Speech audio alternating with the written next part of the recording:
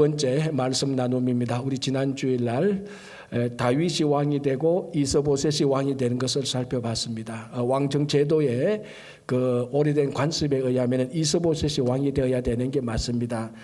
선대왕 사울의 아들이고 군사령관 아브넬이 옹립한 그리고 그 군대가 그 전격적으로 지지하고 또 더 많은 땅과 더 많은 사람을 차지하고 있었으니까 이스보셋이 정통 왕이 되어야 됨에도 불구하고 이 나라는 이스라엘은 구약시대 때 하나님께서 샘플로 뽑은 하나님의 나라였습니다. 하나님의 나라는 하나님께서 임명하신 왕이 진짜 정통 왕입니다. 그래서 다윗은 하나님께서 기름 부음을 통해서 왕을 세웠었고 이스보셋은 세상의 모든 조건은 갖추었지만 기름 부음이 없어서 하나님께서 보실 때는 정통 왕은 이스보셋이 아니고 다윗이었습니다.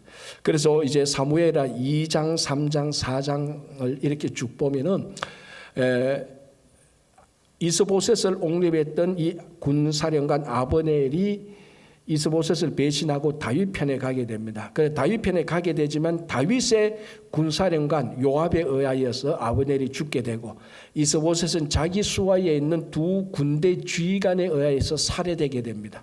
그래서 이제 통일 이스라엘의 왕은 이제 다윗이 왕이 되는 것입니다. 그래서 사무엘하 5장을 보면은 다윗이 왕이 되어서 여부소 족속을 쳐들어가서 여부소 족속의 성을 빼앗게 되는 것입니다. 그 성이 다윗 성이고 그 성이 오늘날 우리가 알고 있는 예루살렘입니다. 그래서 다윗이 왕이 되어서 예루살렘 성을 마련하고 이제 우리말로 하면 뭡니까? 하드웨어를 마련했으니까 안에 내용, 소프트웨어를 채워야 됩니다. 그게 무엇이겠습니까? 그게 언약궤죠. 그래서 다윗성을 마련하고 우리말로 하면 하드웨어를 마련하고 그 안에 콘텐츠, 소프트웨어를 채워야 되는데 그래서 다윗이 언약궤를 가져오기로 작심합니다. 결단합니다. 물론 다윗의 그 순수한 마음, 다윗의 그 열정적인 마음으로 언약궤를 가져오게 되는 것입니다. 자, 1절에서 3절, 오늘 본문 6장 1절에서 3절을 제가 다시 한번 봉독하겠습니다. 다윗이 이스라엘에서 뽑은 무리 3만 명을 다시 모으고 다윗이 일어나 자기와 함께 있는 모든 사람과 더불어 바알레 유다로 가서 거기서 하나님의 궤를 메어 오려 하니 그 궤는 그룹들 사이에 좌정하시는 만군의 여호와의 이름으로 불리는 것이라. 그들이 하나님의 궤를 새 수레에 싣고 산에 있는 아비나답의 집에서 나오는데 아비나답의 아들 우사와 아효가 그 새 수레를 모니라. 자, 이제 드디어 언약궤를 가지고 오는 그 장면이 나옵니다. 그러나 이 장면을 보기 전에 앞에 언약궤의 스토리가 어떻게 진행되었는가를 보는 게 큰 도움이 됩니다. 자, 우리가 이제 사무엘 하를 보는데요. 언약궤 스토리는 언약궤 이야기는 사무엘 상에 나옵니다.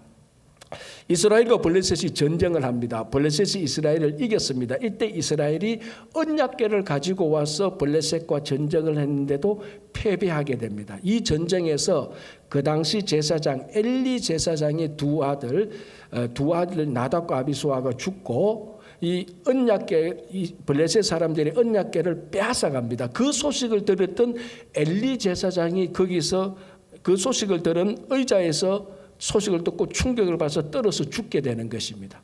우리가 그 사무엘상에 나오는 거죠. 그래서 블레셋 사람들이 언약궤를 빼앗아서 자기들이 신으로 섬기는 신상이 있는 산당에 언약궤를 안치해 놓습니다. 이제 그런데 그 다음날 일어나 보니까 그 산당에 있는 신상이 부서지고 깨지고 막 난리가 나는 겁니다. 그 일만 아니라 이 언약궤가 들어갔던 블레셋의 도시마다 재앙이 계속해서 일어나는 겁니다. 저주가 일어나는 것이죠.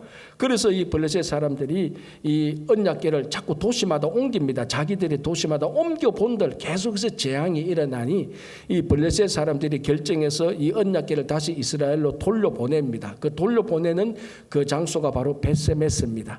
그래서 벳세메스로 돌려보냈는데 이 벳세메스에서 또 벳세메스 사람들이 언약궤를 보다가 크게 그 사람들이 많이 죽게 됩니다. 그래서 그 근처에 있는 기럇 여아림에 있는 아비나답의 집에 언약궤를 방치합니다. 그로부터 약 한 70년이 흐른 후에 오늘 다윗이 다윗성을 점령하고 난 다음에 다윗성을 정복하고 난 다음에 언약궤를 가지고 오려고 하는 겁니다. 그러니까 언약궤만 보면은 이 사무엘상 7장 1절 2절까지 읽고 건너뛰어서 사무엘하 6장 1절을 읽어야 되는 겁니다. 그러니까 사무엘상 7장 1절 이 언약궤가 기럇 예아림에 있는 아비나답의 집에 안치되는 그 순간에서 사무엘의 6장까지 70년이 흘렀습니다. 흐르고 난 다음에 다윗이 이제 언약궤를 가지고 오려고 합니다. 자, 3만 명을 대동합니다. 아니 언약궤 하나 가져오는데 뭐 3만 명만 뭐 있습니까? 아무리 줄자보다 10명만 하면 가지고 올 수 있는데, 근데 3만 명을 가지고 3만 명을 이스라엘 사람에서 뺀 사람, 선택한 사람 3만 명을 데리고 갑니다. 그 중에 합리적인 이유 가운데 하나가 뭐냐 하면은 지금 언약궤가 어디 있다 그랬죠? 기럇 예아림. 그런데 오늘 6절에 보면은 바알레 유다로 가서 되는데 바알레 유다하고 기럇 예아림하고 같은 장소입니다. 이름이 달라서 그렇지. 자, 기럇 예아림에 있는데 기럇 예아림에 있는 언약궤를 가져와야 되는데 이 기럇 예아림이 이스라엘 땅이기는 하지만 블레셋에서 가까운 이스라엘 땅이에요. 그러니까 이 블레셋이 언약궤를 돌려보냈긴 돌려보냈는데 지금 마음만 먹으면은 블레셋은 언제든지 이스라엘로 쳐들어와서 기럇 예아림에 있는 언약궤를 가져갈 수 있는 자기들의 사정 거리 내에 있는 겁니다. 어쨌든 그걸 다윗이 모를 리가 없죠. 다윗이 다 압니다. 그래서 이 언약궤는 블레셋 사람들이 자기들이 가져오면은 재앙을 당하고, 근데 이스라엘 백성들이 자기들과 전쟁을 할 때 언약궤를 가지고 전쟁을 하면 또 자기들이 위협을 받고, 그러니까 이 블레셋 사람들이 볼 때 언약궤를 그 자리에 가만히 놓아둔, 지금 현재 기럇 예아림에 가만히 놓아두는 게 제일 좋은 형편입니다. 자기들도 못 가져가고 이스라엘도 저거 가지고, 다윗이 저거 가지고 가서 전쟁 안 하기를 원하는 것이죠. 근데 다윗이 그 사정을 알고 언약궤를 가져오려고 하면은 근처에 있는 블레셋 사람들이 충분히 공격할 수 있다는 판단이 든 겁니다. 그래서 이 3만 명을 데리고 가는데, 물론 3만 명 모두가 다 군사는 아닙니다. 어쨌거나 3만 명 가운데 어느 정도는 분명히 군사입니다. 블레셋이 공격하면 막아내고 또 오는 과정 중에 뭐 산적들이나 뭐 도둑들이 오면 또 물리쳐야 되니까 이 3만 명 가운데 한 뭐 1만 명 정도는 군사가 될 수가 있겠죠. 그래서 3만 명을 갑니다. 물론 여기에는 군사도 있고 행사용 사람을 동원한 것도 있고, 또 이 행사를 아주 큰 이벤트로 마련하기 위하여서 사람을 더 동원한 것도 있고, 어쨌거나 다윗은 마음이 기뻐서, 그리고 이 언약궤를 안전하게 가지고 오기 위해서 3만 명을 선택해서 보냈습니다. 다 선택해서 같이 가서 데리고 옵니다. 자, 그리고 이제 2절 3절을 보면 어떻게 오는가 하면은 이 언약궤를 기럇 예아림에 도착해서 언약궤를 새 수레에 올려놓습니다. 새 수레에 싣고, 한 수레는 소 2마리가 끌니까 소 2마리가 끌게 하고, 이 새 수레에 소 2마리가 새 수레를 끌게 하고 새 수레 위에 언약궤를 올리는 것이죠.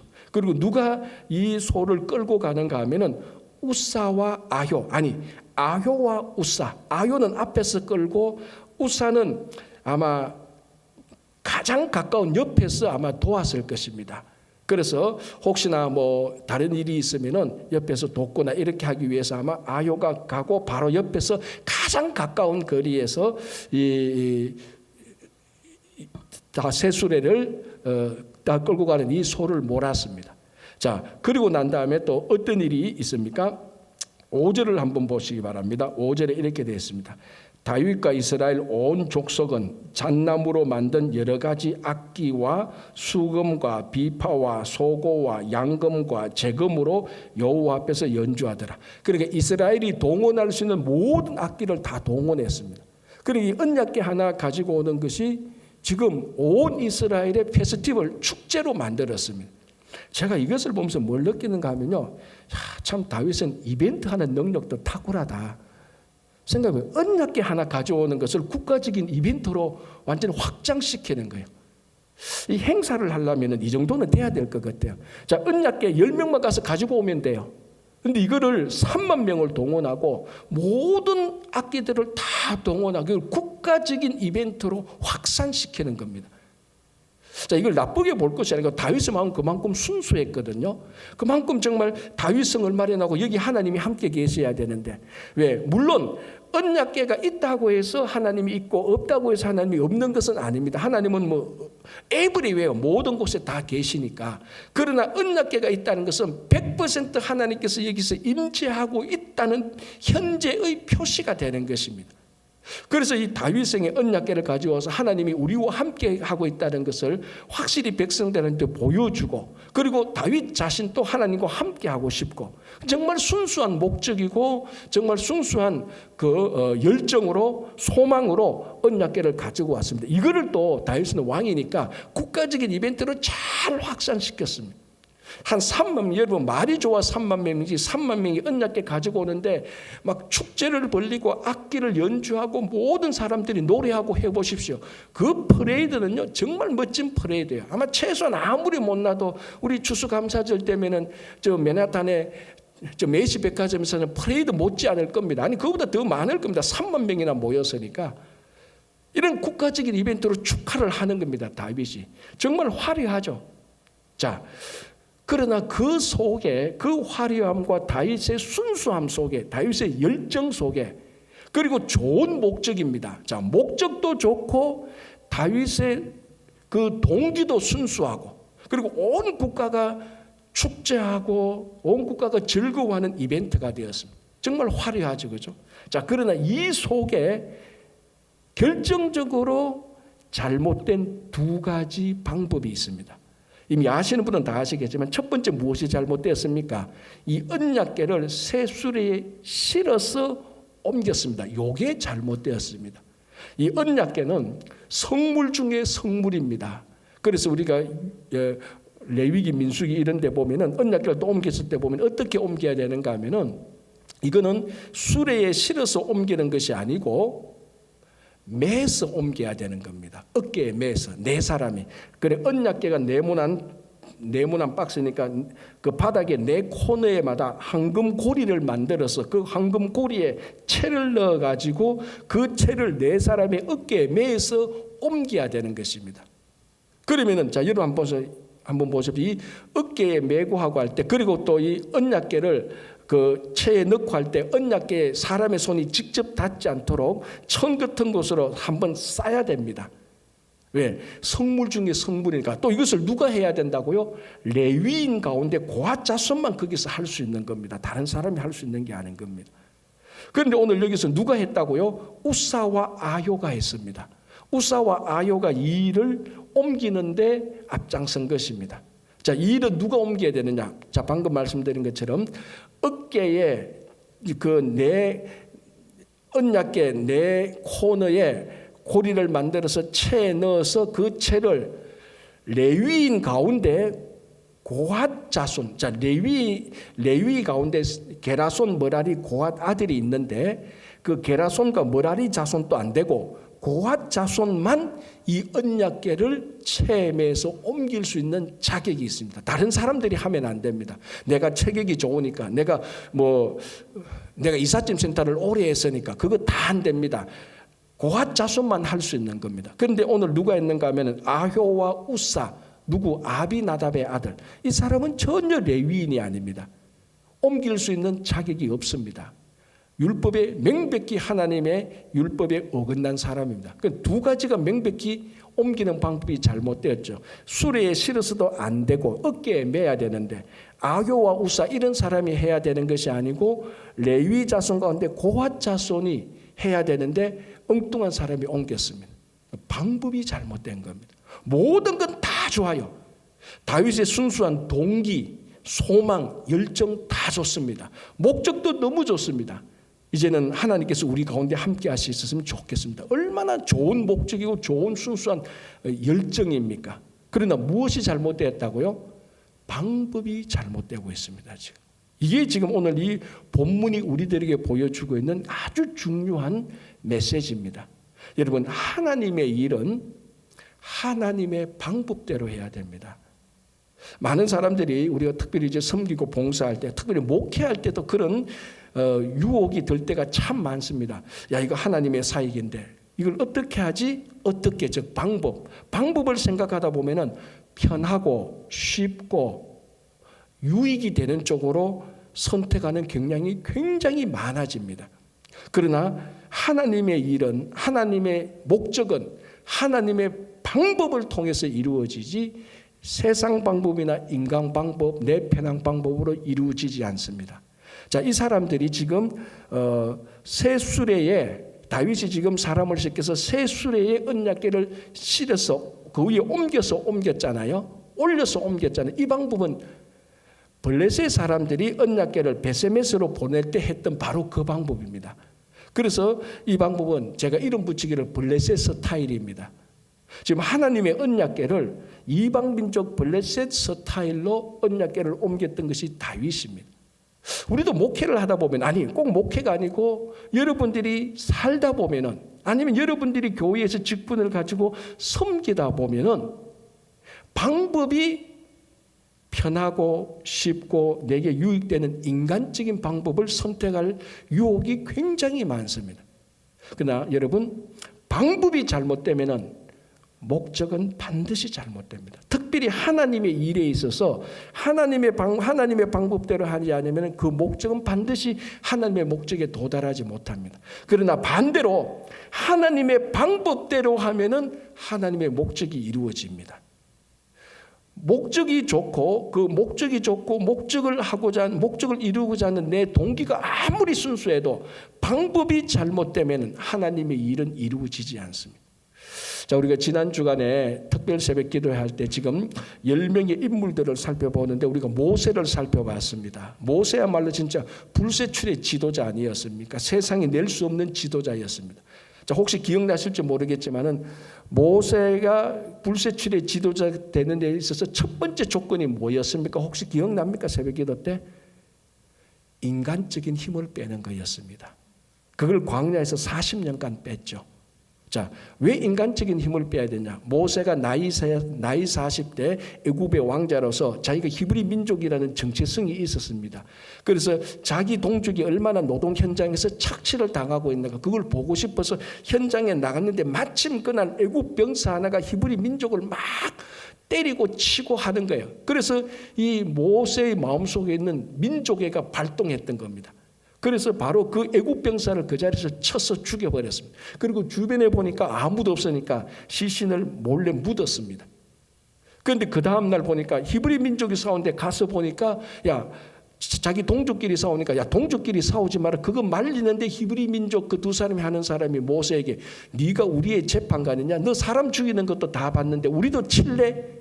그 소리를 모세가 딱 때리니까 자기가 사람 죽인 것이 살인한 것이 다 발각이 났거든요. 그래서 그 자리에서 바로 미디안 강요로 도망가서 40년간 있게 되는 겁니다.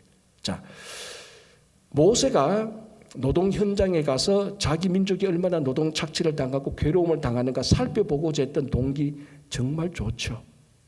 동족의 아픔을 공감하고자 했던 그 목적과 동기는 순수했습니다. 가서 보니까 자기 동족이 애굽 병사로부터 막 비참하게 맞고 죽을 지경으로 괴로움을 당하고 있는 것을 살려야 된다. 구해내는 목적과 동기도 좋았습니다.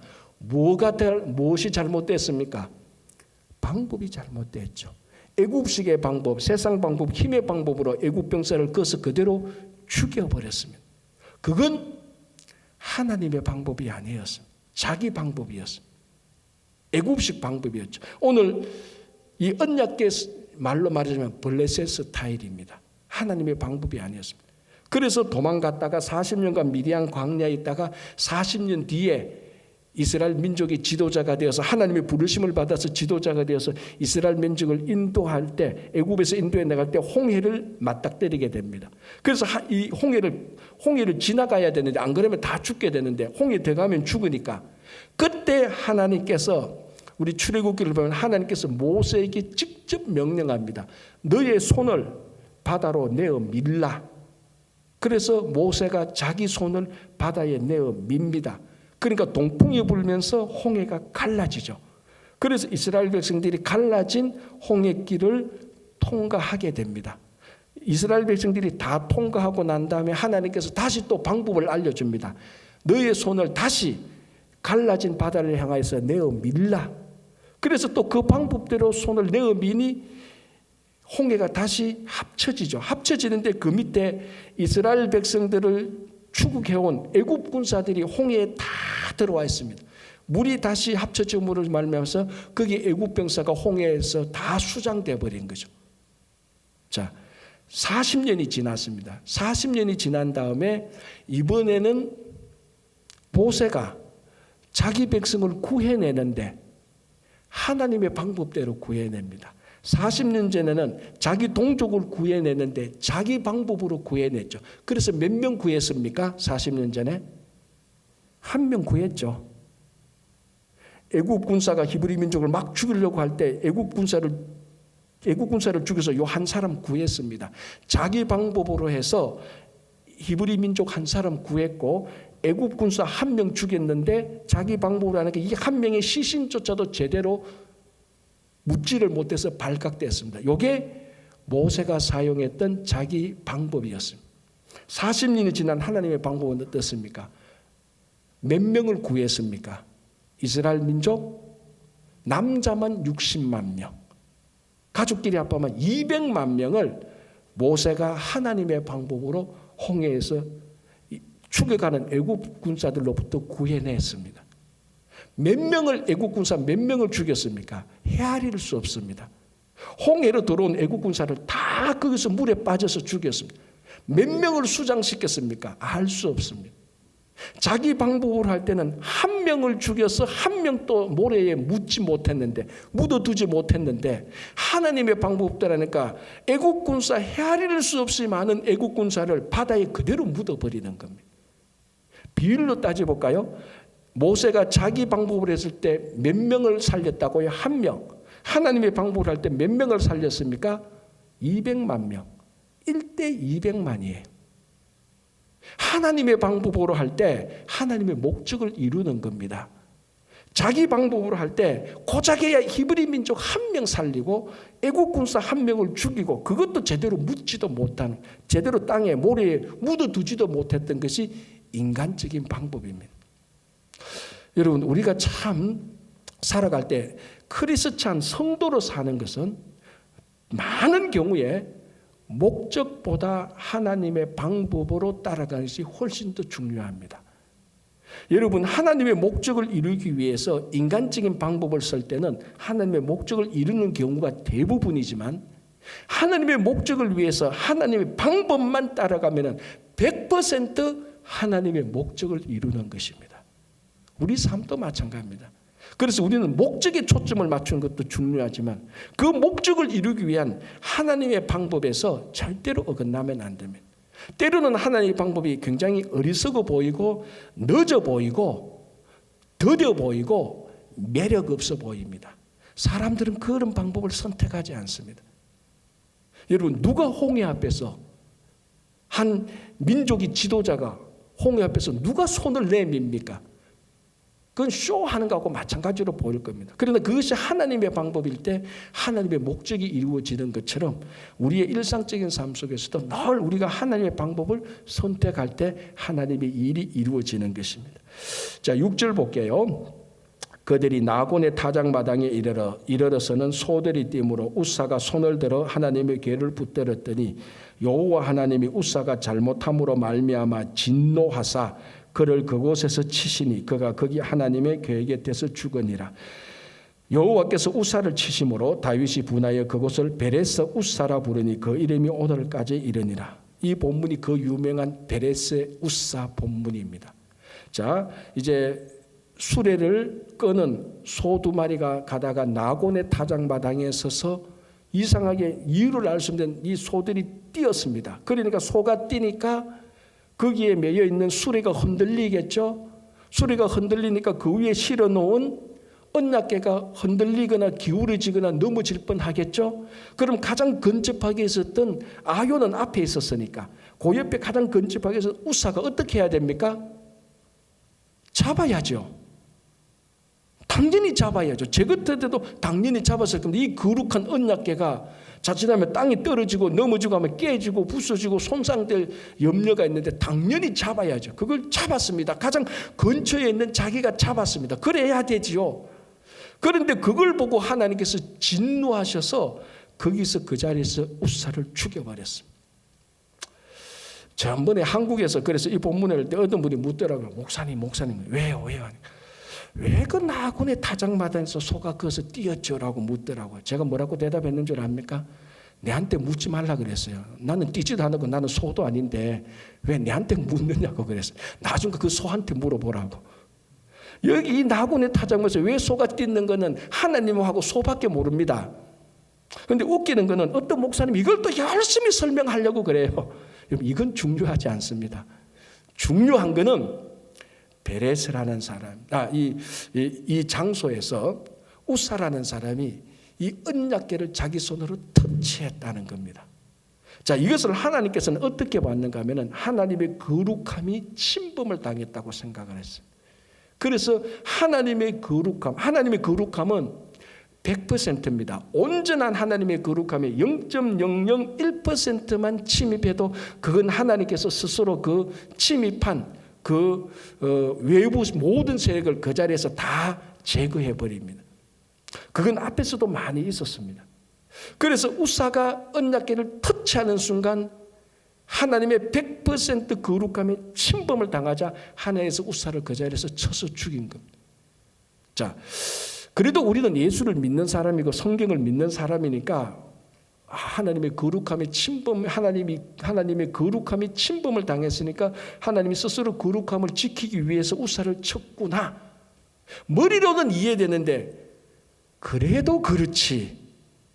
이건 너무하지 않나? 너무하지 않습니까? 여러분 이해됩니까?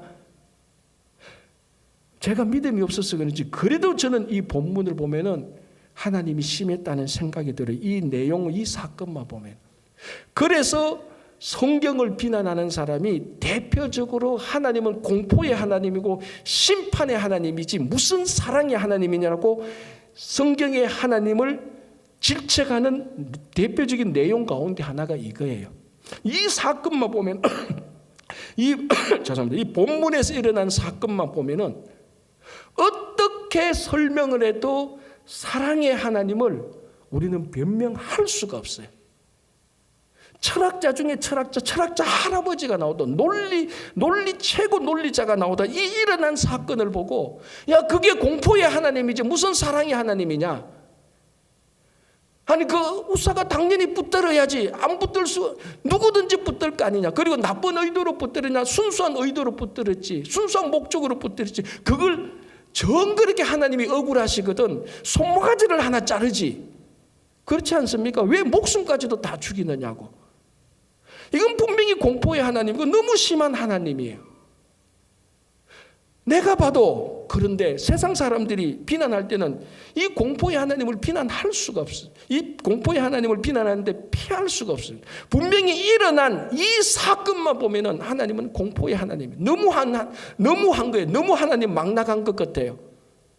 손만 잘라도 되지. 아니 한번 봐줄 수 있잖아. 용서의 하나님이라면서. 뭐 이거 하나 가지고 사람을 죽이느냐고. 그러나 오늘 이 본문에서 제일 중요한 것은 일어난 사건을 보는 것이 아니고 일어났었어야 되는데 일어나지 않은 사건을 봐야 됩니다. 그게 중요한 거예요. 자, 오늘 이 사건에 우사가 죽었던 결정적인 이유는 하나님의 거룩을 하나님이 스스로 지킨 사건입니다. 자, 이 사건이 하나님의 거룩함을 스스로 지킨 사건이 이미 앞에서 몇 번이나 있었습니다. 하나님. 자, 예를 들자면은 아간의 죄 사건도 이거하고 같은 맥락입니다. 자, 여호수아가 여리고성을 점령했습니다. 그때 하나님께서 여호수아를 통하여서 명령을 내렸습니다. 여리고에 있는 것은 어떤 것도 손대지 말고 다 불태워서 하나님께 드려라. 여리고성에 있는 것은 전부 다 하나님의 것이다. 그래서 사람이 그것을 가져가서는 안 됩니다. 손도 대서는 안 됩니다. 다 태워서 하나님께 드려야 되는 거예요. 그런데 아간이라는 사람이 하나님의 것을 훔쳤어요. 이건 하나님의 것인데 하나님의 것 거룩한 것이 되었는데 여리고성에 있는 것은 하나님께서 거룩한 것으로 하나님의 것으로 삼으셨어요. 하나님의 것이에요. 그런데 아간이 하나님의 거룩한 것을 훔쳐갔어요. 하나님의 거룩함에 손상을 입은 겁니다. 그래서 하나님께서 아간의 죄를 이스라엘 백성 전체에게 물었습니다. 무슨 일이 일어났습니까? 아이성과의 전투에서 이스라엘 백성들이 패배하게 된 겁니다. 다행히 그래도 좀 다행히 36명만 죽었는데 이거 아간 때문에 죽은 거예요. 아간 때문에 36명이 지금 죽은 거예요. 이 36명보다 더 무시무시했던 것은 아이성 전투에서 이스라엘 백성들이 패배함으로 말미암아 이스라엘 백성들 전체에 간담이 녹을 뻔했다고 말합니다. 무슨 말인가? 어마어마한 공포 속에 빠졌다는 겁니다. 그래서 여호수아가 왜 이런 일이 있었는가 이유를 찾아내니까 아간이 하나님의 거룩한 것을 훔쳤습니다. 그래서 아간을 어떻게 합니까? 하나님께서 아간을 어떻게 하라고요? 아간과 그의 자녀들을 그에게 속한 모든 가축들을 골짜기에 데려가서 다 진멸하라고 말합니다. 그래서 아간 한 사람이 하나님의 거룩함에 손상을 입혔는데 무슨 일이 일어났다고요? 자기 자녀들이 다 죽었어요. 가축들이 다 그 골짜기에서 죽는데 그래서 그 골짜기가 아골 골짜기입니다. 거기서 아간의 모든 사람들이 다 죽고 이 아간 때문에 이스라엘 백성은 전쟁에서 지고 군사가 실제로 36명이 죽고 하나님께서 아간 한 사람의 죄를 이스라엘 백성 전체에게 물었던 겁니다. 왜? 아간이 하나님의 거룩한 것을 손을 댔기 때문에 하나님의 거룩함에 손상이 입었기 때문에 그런 거예요. 자, 대제사장이 첫 번째 대제사장 아론이 즉위식을 하고 난 다음에 아론의 두 아들이 하나님이 명하지 않은 불로 가지고 향을 피우다가 하늘에서 불이 내려와서 두 사람을 즉시로 죽여버렸어요. 그리고 그 다음에 레위기를 읽어보면 왜 죽였는가 하면 하나님의 거룩 때문에 죽였다고 명시되어 있어요. 하나님의 거룩함에 아론의 두 아들, 여러분 아론은 초대 대제사장입니다. 이 두 아들은 아론을 이어서 대제사장이 될 수 있는 사람들이에요. 대제사장이 될 수 있는 사람들을 하나님이 명하지 않는 불로 향을 피워서 하나님의 거룩함을 더럽혔습니다. 하나님이 참지 못합니다. 그래서 즉시로 불을 내려서 두 사람 다 그 자리에서 즉사시켜버렸습니다. 자, 우리가 베세메스 사건 잘 알죠? 아까 제가 얼핏 이야기했죠? 블레셋 사람들이 언약궤를 베세메스로 보냈습니다. 베세메스 사람들이 너무 기뻤습니다. 그래서 언약궤를 열어봤습니다. 사무엘상을 보면은 갈로하고 5만, 갈로 닫고 76명이 죽었다라 되어 있습니다. 이제 두 개로 나누죠. 언약궤를 몇 사람이 봤습니다. 몇 사람이 봤는데 76명이 죽었거나 5만 76명이 죽었거나. 왜 갈로를 해놨는가 하면 사본에 따라서 좀 달라요. 어떤 사본은 5만 76명이 죽었다고 되어 있고 어떤 사람은 5만 명은 없고 76명만 되어 있다. 이렇게 되어 있습니다.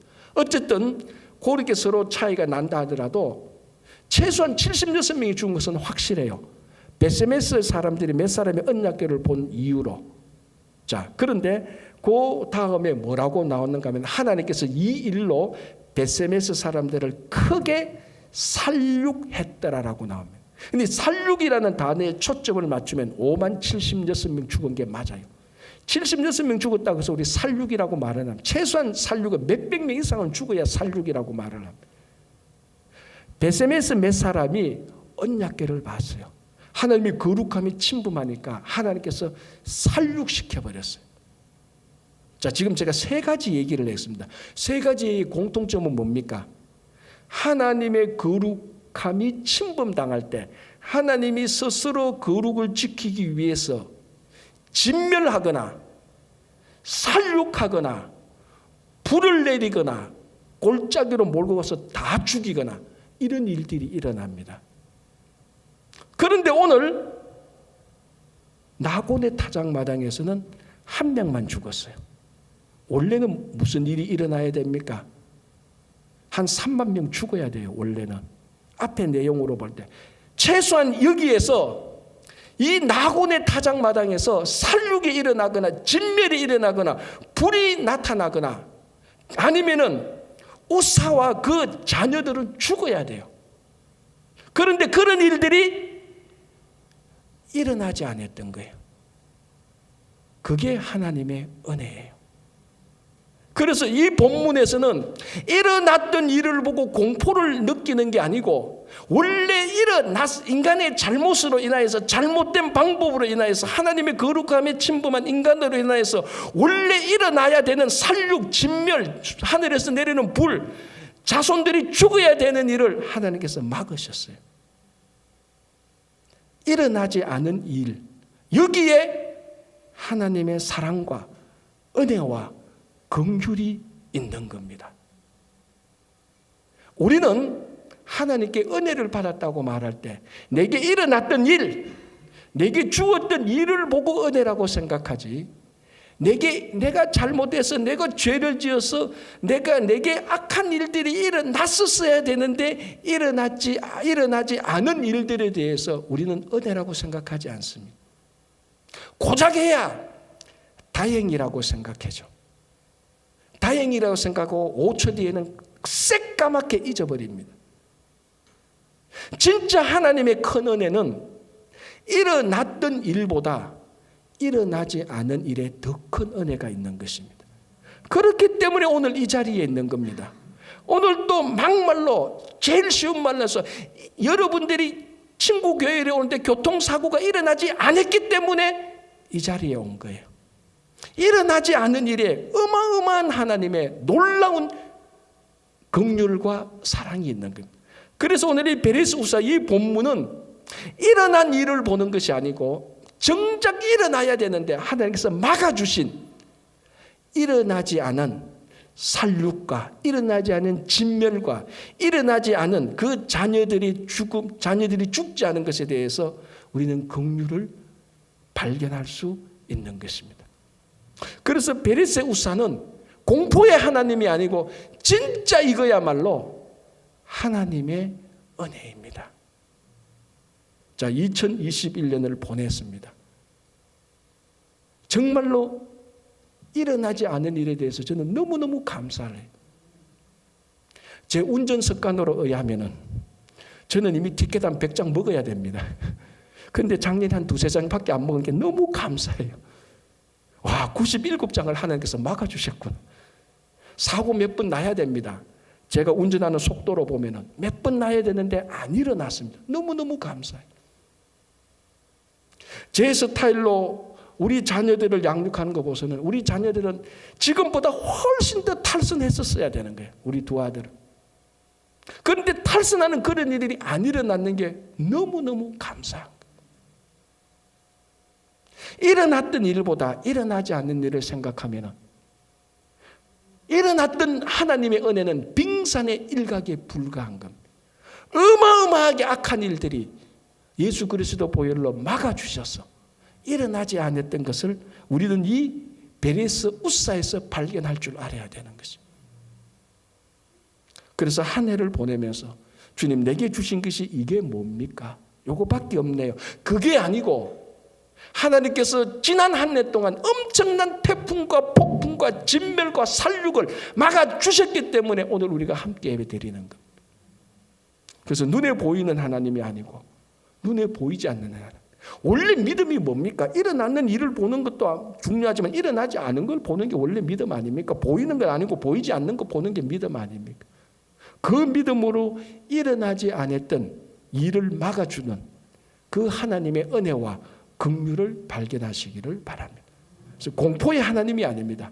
무한한 그 공포 그 이면에 무한한 하나님의 은혜와 자비입니다. 여기서 하나님께서 우사를 한 명을 치지 않았더라면 나중에는 다 쳐야 됩니다. 다윗도 쳐야 되고 다 쳐야 돼요.